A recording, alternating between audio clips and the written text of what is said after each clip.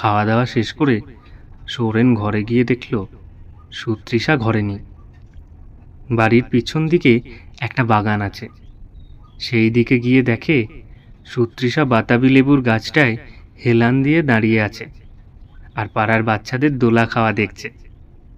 সৌরেন বলল, কি করছো এখানে?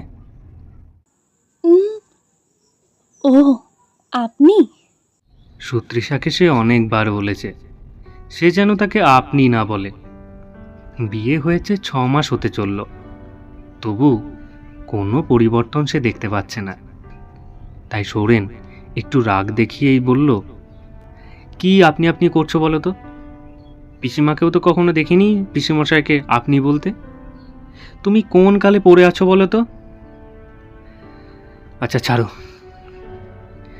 জানি তুমি পারবে না,